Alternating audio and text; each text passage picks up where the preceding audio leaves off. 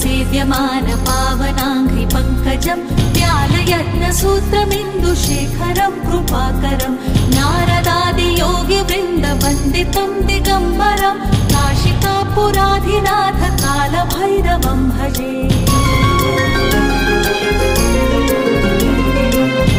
भानुकोटिभास्वरम् भवाब्धितारकम् परम् नीलकण्ठमीप्सितार्थदायकम् त्रिलोचनम् कालकालमम्बुजाक्षमक्षशूलमक्षरम् काशिकापुराधिनाथ कालभैरवम् भजे